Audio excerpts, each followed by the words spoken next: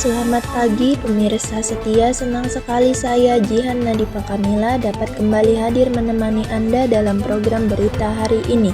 Seperti biasa kami akan menyajikan informasi teraktual dan terpercaya yang telah kami siapkan untuk Anda yang tengah menjadi sorotan publik. Semoga berita yang kami hadirkan dapat menambah wawasan dan menjadi sumber informasi yang bermanfaat bagi Anda. Langsung saja kita ikuti berita pertama hari ini. Berikut berita selengkapnya. KPK dalami kasus korupsi kuota haji, kerugian negara capai lebih dari 1 triliun. Jakarta, Liputan6.com, Komisi Pemberantasan Korupsi KPK terus mengusut dugaan tindak pidana korupsi dalam pengelolaan kuota haji tambahan di lingkungan Kementerian Agama Republik Indonesia Kemenag. Kasus ini mencuat setelah ditemukan adanya penyimpangan besar dalam pembagian kuota haji reguler dan khusus yang menimbulkan kerugian negara mencapai lebih dari 1 triliun. Berdasarkan hasil penyelidikan pemerintah Arab Saudi, sebelumnya memberikan tambahan kuota haji sebanyak 20.000 jemaah kepada Indonesia, sesuai ketentuan Undang-Undang Nomor 8 Tahun 2019 tentang penyelenggaraan ibadah haji dan umrah. Pembagian kuota tersebut seharusnya 92% untuk jemaah reguler dan 8% untuk jemaah khusus. Namun, dalam pelaksanaannya KPK menemukan bahwa kuota tambahan itu dialokasikan secara tidak semestinya, yakni 10.000 untuk reguler dan 10.000 untuk haji khusus. Akibat perubahan ini sekitar 8.400 jemaah reguler kehilangan jatah keberangkatan, sementara pihak penyelenggara ibadah haji khusus PIHK justru mendapatkan tambahan kuota yang signifikan. KPK juga menduga adanya praktik jual beli kuota oleh sejumlah biro travel haji.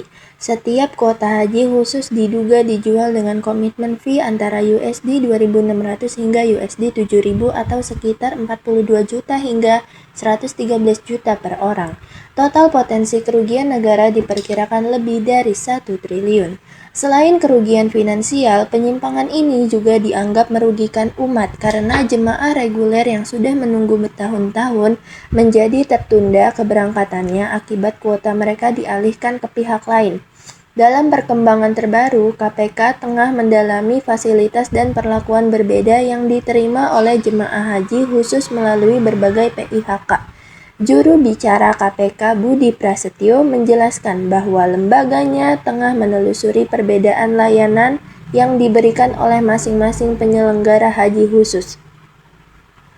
Fasilitas yang didapatkan calon jemaah di PIHK 1 dan PIHK lainnya itu kan berbeda-beda. Nah, itu yang sedang kami dalami, ujar Budi Prasetyo. KPK juga bekerja sama dengan Badan Pemeriksa Keuangan BPK untuk menghitung secara pasti besaran kerugian negara dalam kasus ini. Beberapa pihak termasuk mantan Menteri Agama Yakut Khalil Qomas telah diperiksa sebagai saksi dalam penyidikan. Selain itu, larangan bepergian ke luar negeri juga telah diberlakukan terhadap sejumlah pihak yang terindikasi terlibat. KPK juga menegaskan fokus penanganan perkara ini tidak hanya pada kerugian keuangan negara tetapi juga pada integritas penyelenggaraan ibadah haji agar tetap transparan, adil, dan tidak dimanfaatkan untuk kepentingan pribadi. Kasus ini menyangkut kepentingan umat. Kami ingin memastikan agar setiap kuota haji digunakan sesuai aturan dan tidak disalahgunakan, tegas pihak KPK. Dengan penyelidikan yang terus berlanjut, publik menunggu langkah tegas KPK dalam menuntaskan kasus yang telah menimbulkan keresahan masyarakat ini, agar ke depan penyelenggaraan ibadah haji tetap bersih dari praktik korupsi dan penyalahgunaan wewenang. Demikian laporan kami mengenai kasus korupsi kuota jemaah haji yang tengah diselidiki oleh Komisi Pemberantasan Korupsi. Semoga proses hukum dapat berjalan dengan adil dan transparan demi tegaknya kepercayaan masyarakat terhadap penyelenggaraan ibadah haji dan pemerintahan di negeri ini. Saya, Jihan Nadifa Kamila, pamit undur diri dan mengucapkan terima kasih atas perhatian Anda. Tetaplah bersama kami untuk mengikuti berbagai informasi aktual dan terpercaya lainnya. Sampai jumpa pada program berita berikutnya. Salam hangat.